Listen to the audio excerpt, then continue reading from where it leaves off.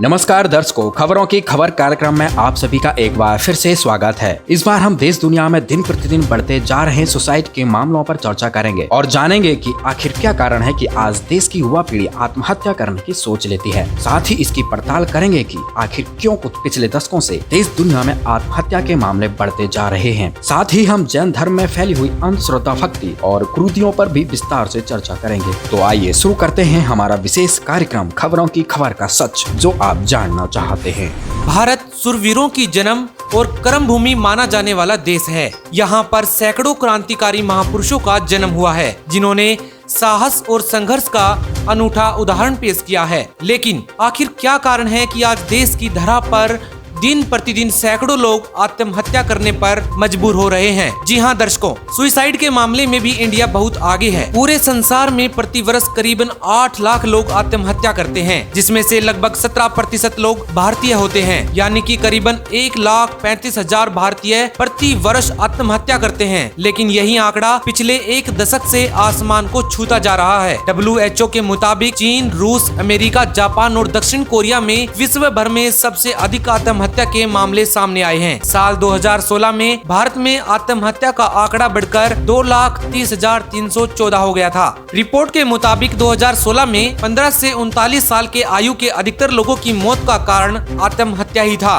भारत में विश्व की लगभग 17.5% आबादी मौजूद है। रिपोर्ट के मुताबिक हर 1 लाख लोगों में से लगभग 11 लोग प्रति वर्ष आत्महत्या करते हैं, जिसमें से केरल और तमिलनाडु में सबसे अधिक आत्महत्या के मामले देखे गए हैं। अधिकांश आत्महत्या के मामले दक्षिण और पूर्वी भारत में देखे जाते हैं। भले ही भारत को सोने की चिड़िया, शूरवीरों का देश, किसानों की भूमि, धरती का स्वर्ग आदि आदि नाम से संबोधित किया जाता है, लेकिन इसी देश की लाचार व्यवस्था यहाँ की जनता को आत्महत्या करने पर मजबूर कर देती है। जी हाँ, हम सभी इस बात से वाकिफ हैं कि हमारे देश में किसानों, मजदूरों व गरीब और मध्यम वर्ग के लोगों का शोषण किस हद तक हो रहा है। आज देश की आर्थिक व्यवस्था बेबस नजर आ रही है और बेरोजगारी भी अपनी चरम सीमा पर है। सरकार आत्महत्या के प्रति संवेदनशील नहीं है और न ही सरकार लोगों के बीच जागरूकता लाती है। आत्महत्या की मुख्य वजह है कि देशवासियों की पीड़ा अपनी सहन शक्ति से बाहर होती जा रही है। इसी कारण से वो आत्महत्या करने पर मजबूर हो जाते हैं। सबसे पहले हम ये जानने की कोशिश करते हैं कि आखिर क्यों पिछले कुछ दशकों से ही हमारे देश में आत्महत्या के मामले बढ़ते जा रहे हैं। किसी भी नागरिक के आत्महत्या करने के पीछे कौन कौन से कारण हो सकते हैं या हुए हैं। आत्महत्या के पहलुओं पर गौर किया जाए तो इसमें 5 मुख्य कारण निकलकर सामने आते हैं, जिन्हें हम आपको सरल शब्दों में समझाएंगे। सबसे पहला कारण है बेरोजगारी।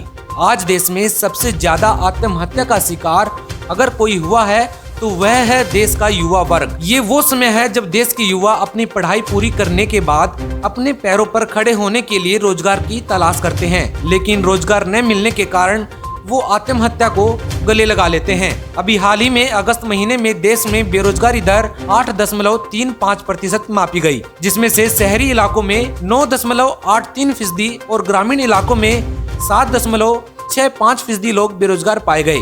दर्शकों, इसका मतलब साफ है कि इस देश में आत्महत्या का एक मुख्य कारण बढ़ती बेरोजगारी है। वर्तमान समय में देश की अर्थव्यवस्था बहुत बुरे दौर से गुजर रही है। देश की GDP -23.9 गिर चुकी है। हालांकि इसमें कोई दो राय नहीं है कि आज कोरोना महामारी ने भी लाखों लोगों को आर्थिक रूप से आघात पहुंचाया है। यहाँ तक कि किसानों के बिल के पास होने के बाद भी देश की GDP को बचाने वाले गरीब किसान ही अब आर्थिक तंगी का सामना कर रहे हैं। वहीं आत्महत्या का दूसरा कारण है मानसिक अशांति। आमतौर पर मानसिक अशांति को आत्महत्या का मुख्य कारण माना जाता है। NCRB की रिपोर्ट के मुताबिक साल 2019 में सुसाइड के केसेस में करीबन 71% लोग मानसिक अशांति की वजह से सुसाइड का शिकार हुए थे, जिनमें से 64% मामलों का कारण पारिवारिक कलह मानी गई थी। वहीं आत्महत्या का जो कारण नंबर 3 है वो है कर्ज। कर्ज भी आत्महत्याओं के मुख्य वजहों में से एक है, क्योंकि कर्ज के कारण लोग मानसिक तनाव महसूस करते हैं और फिर वे आत्महत्या को गले लगा लेते हैं। जानकारों के मुताबिक कर्ज में ब्याज को भी एक मुख्य वजह माना जाता है, क्योंकि ज्यादातर लोग भारी मात्रा में ब्याज भर भर कर अपना गुजारा चलाते हैं। ऐसे में धीरे धीरे इस बोझ तले दबकर इंसान अंत में आत्महत्या करने पर मजबूर हो जाता है। आज देश के किसान कर्ज तले अपना जीवन यापन करने पर मजबूर हैं, जिसके चलते किसान आत्महत्या कर रहे हैं। वहीं आत्महत्या का कारण नंबर 4 नशाखोरी है। नेशनल क्राइम रिकॉर्ड्स ब्यूरो के मुताबिक करीबन 6% सुसाइड के मामले नशाखोरी यानी कि शराब, अफीम, गांजा, तंबाकू या अन्य कोई भी मादक पदार्थ के कारण होते हैं। इन आंकड़ों में 98% पुरुष और 2% महिलाएं शामिल हैं। वहीं आत्महत्या का यदि कारण नंबर 5 पर अगर गौर की जाए तो वो है आध्यात्मिक ज्ञान की कमी। भले ही आज भारत एक शिक्षित देश हो गया है, लेकिन देश के नागरिक अभी भी आध्यात्मिक ज्ञान से कोसों दूर हैं। आध्यात्मिक ज्ञान न होने की वजह से लोग आत्महत्या जैसे घोर अपराध को करते हैं। हमारे शास्त्रों में लिखा है कि प्राणी को मनुष्य जन्म केवल सत्य भक्ति करने व पूर्ण मोक्ष प्राप्ति के लिए ही मिलता है। सत्य भक्ति न करके इस अनमोल मनुष्य शरीर को नष्ट करके प्राणी घोर पाप का भागी बनता है। भारत में आध्यात्मिक शिक्षा का स्तर बहुत ही खराब है। यहाँ पर सरकार शिक्षा पर करोड़ों रुपए खर्च तो करती है, लेकिन अच्छी शिक्षा व संस्कार दे पाने में वो अब तक असफल रही है। सरकार समय समय पर किसान मजदूरों के लिए योजनाएं तो लाती है, लेकिन अधिकतर योजनाएं भ्रष्ट नेता व अधिकारियों का शिकार हो जाती हैं। आम आदमी तक इसका कोई भी लाभ नहीं पहुंच पाता और देश में मध्यम और गरीब वर्ग के लोगों का शोषण होता है। आइए अब जानते हैं कि आखिरकार दिन प्रतिदिन बढ़ते जा रहे आत्महत्या के मामलों को कैसे कम किया जा सकता है। आज भले ही व्यक्ति ऊपर से खुश नजर आता है, परंतु सच्चाई ये है कि आज हर व्यक्ति अंदर से अनेकों समस्याओं से घिरा हुआ है। जगत गुरु तत्वदर्शी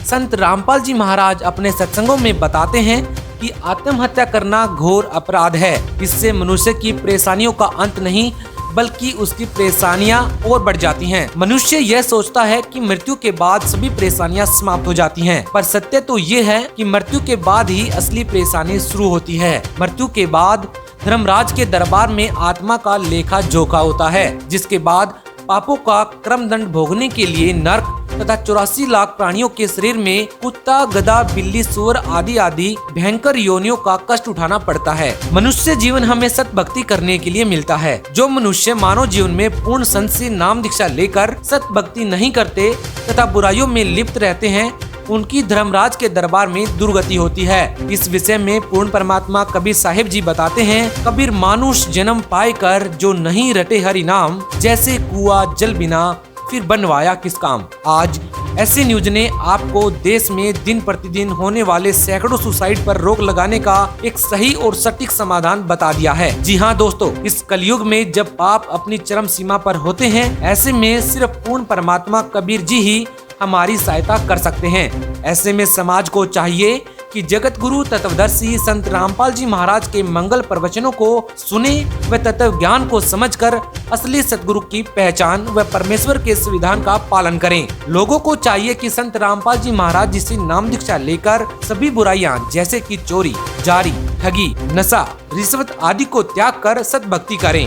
ऐसा करने से परमात्मा साधक की आयु बढ़ाकर साधक को पूर्ण मोक्ष प्रदान कर देते हैं। खैर 100 बातों की एक बात यह है कि केवल पूर्ण परमात्मा कबीर साहिब की सत भक्ति ही आत्महत्या को रोकने का एकमात्र उपाय है। तो दर्शकों, इस पड़ताल में आपने देखा कि भारत समेत पूरे विश्व में हर साल लाखों लोग आत्महत्या से अपनी जान गंवा देते हैं। फिलहाल हमारे इस पड़ताल में आत्महत्या से निपटने का समाधान भी बताया गया है, जिसका देश की सरकार व जनता को पालन करना चाहिए। अब शुरू करते हैं दूसरी पड़ताल। तो आइए अब बात करते हैं जैन धर्म की और जानते हैं इसकी सच्चाई विस्तार से। तो सबसे पहले जानते हैं कि आखिर जैन धर्म की स्थापना कैसे हुई। अयोध्या में एक ऋषभदेव नाम के राजा थे। राजा ऋषभदेव जी ने परमात्मा प्राप्ति करने तथा जन्म मरण के दुख से छुटकारा पाने के लिए वैराग्य धारण करने की ठानी, जिसके बाद वे घर त्याग कर जंगल में चले गए। कबीर परमेश्वर जी अपने विधान अनुसार अच्छी आत्माओं को मिलते हैं और उसी गुण अनुसार कबीर साहिब जी ऋषभदेव जी को एक ऋषि के रूप में मिले। कबीर परमात्मा जी ने अपना नाम कबीर ऋषि बताया था और कहा था कि आप जो साधना कर रहे हैं इससे आपको पूर्ण मोक्ष नहीं मिलेगा। मैं आपको सत्य साधना बताता हूँ, वो करो। कबीर परमात्मा ने और भी बहुत सारे प्रमाण समझाए, जिन्हें सुनकर राजा ऋषभदेव जी की आत्मा को झटका सा लगा, जैसे कोई गहरी नींद से जागा हो। लेकिन ऋषभदेव जी के कुल गुरु ऋषिजन ने ऋषभदेव को नाम तथा हठयोग करके तप करने की विधि बताई थी। और इस भक्ति विधि से ऋषभ देव जी इतना दृढ़ हो चुके थे कि उन्होंने कबीर साहिब जी की बात नहीं मानी, लेकिन अपनी प्यारी आत्मा को एक बार फिर सतमार्ग बताने के लिए परमेश्वर कबीर जी ऋषभ देव जी को दोबारा मिले तथा कहा कि हे भोली आत्मा, आपने तो आसमान से गिरे और खजूर पर अटके वाली बात चरितार्थ कर दी है। राज्य त्याग कर जंगल में निवास तो कर लिया, परंतु साधना पूर्ण मोक्ष की प्राप्त नहीं हुई। ये तो जन्म मरण के चक्र में रहने वाली साधना आप कर रहे हो। मैं फिर कहता हूँ, मेरे पास सत्य साधना है, आप मुझसे दीक्षा ले लो, आपका जन्म मरण सदा के लिए समाप्त हो जाएगा। जिसके बाद कबीर जी ने उनको आत्मबोध करवाया, परंतु ऋषभ देव ने कबीर ऋषि की बातों पर विशेष ध्यान नहीं दिया, जिस वजह से प्रभु कबीर देव वहां से चले गए। राजा ऋषभ देव जी पहले 1 वर्ष तक निराहार रहे, फिर 1000 वर्ष तक हठयोग और तप किया। उसके पश्चात स्वयं ही दीक्षा देने लगे। उन्होंने प्रथम धर्म दीक्षा अपने पौत्र मारीची को दी, जो कि भरत का पुत्र था। मारीची वाला जीव ही आगे चलकर 24वें तीर्थंकर बने, जिनका नाम महावीर जैन था। तो आइए अब जानते हैं कि हठयोगी ऋषभ देव जी से दीक्षा लेकर भक्ति करने से मारीची की आत्मा की कैसी दुर्गति हुई। राजा ऋषभ देव जी यानी कि प्रथम तीर्थंकर जैन धर्म के प्रवर्तक से दीक्षा प्राप्त करने के पश्चात मारीची वाला जीव ने 60 करोड़ बार गधा बना, 30 करोड़ बार कुत्ता, 8 करोड़ बार घोड़ा, 20 करोड़ बार हाथी, 60 करोड़ बार नपुंसक, 60,000 बार वैश्या तथा 3,000 बार चंदन वृक्षों आदि आदि जन्मों में कष्ट उठाए। कभी कभी किसी जन्म में राजा भी बना और 80 लाख बार देवता बना तथा नर्क भी भोगा। इन सभी कष्टों को भोगने के बाद उपरोक्त दुख भोगकर महावीर जैन भगवान बना। जी हाँ दोस्तों, ये कोई बनावटी बातें नहीं है, ये जैन धर्म की पुस्तक में लिखा सनातन सत्य है। तो आइए अब जैन धर्म में फैली गलत भ्रांतियों पर नजर डालते हैं। जैन दिगंबर ऐसा मानते हैं कि नग्न रहने से मोक्ष हो सकता है। राज्य का त्याग करने के बाद ऋषभ देव जी निवस्त्र रहने लगे थे, क्योंकि उनको अपनी स्थिति का ज्ञान नहीं था। वे परमात्मा के वैराग्य में इतने मस्त हो चुके थे कि उनको ध्यान ही नहीं था कि वे नंगे हैं। वर्तमान के जैनी महात्माओं ने वह नकल कर ली और नंगे रहने लगे। जैन धर्म में 2 प्रकार के साधु पाए जाते हैं। एक तो वो जो बिल्कुल ही नंगे रहते हैं और पूर्व के महापुरुषों की नकल कर रहे हैं। जैन धर्म की महिलाएं, पुरुष, युवा, लड़के लड़कियां, बच्चे, वृद्ध सब उन नग्न साधुओं की पूजा करते हैं। उनको दिगंबर साधु कहा जाता है। इनमें महिलाओं को साधु नहीं बनाया जाता। अब विचारणीय विषय ये है कि क्या महिलाओं को मोक्ष नहीं चाहिए? दूसरे साधु श्वेतांबर हैं। वे सफेद वस्त्र और मुख पर कपड़े की पट्टी रखते हैं। इसमें महिलाएं भी साधु होती है। जैनियों का मानना है कि मुख पर पट्टी रखने से जीव हिंसा को रोका जा सकता है और घोर पाप से बचा जा सकता है। और इसी विषय में कबीर परमेश्वर जी बताते हैं, पृथ्वी ऊपर पग जो धारे, करोड़ जीव एक दिन में मारे, जो चौका तुम देवो नित्या, 70 ब्राह्मण की है हत्या, ब्राह्मण सहस्त्र हत्या जो होई, जल स्नान करत है सोई। कबीर परमेश्वर जी बताते हैं कि पृथ्वी पर बहुत से सूक्ष्म जीव होते हैं जो चलते फिरते पैरों के तले कुचलकर मर जाते हैं। एक आम व्यक्ति अनजाने में प्रतिदिन लगभग 1 करोड़ जीवों को मार देता है। यही नहीं, खाना पकाते समय अग्नि में सैकड़ों सूक्ष्म जीवों की मृत्यु हो जाती है, जिससे जीव को 70 ब्राह्मण की हत्या जितना पाप लगता है। और वही किसी तीर्थ स्थान पर स्नान करने से जल के असंख्य सूक्ष्म जीवों की हत्या हो जाती है। एक किसान जब हल जोतता है तब मिट्टी में सैकड़ों जीवों की हत्या हो जाती है। ये सारे उदाहरण देकर परमेश्वर कबीर जी हमें समझाते हैं कि इस पृथ्वी पर पाप कर्म अपने आप बढ़ते हैं।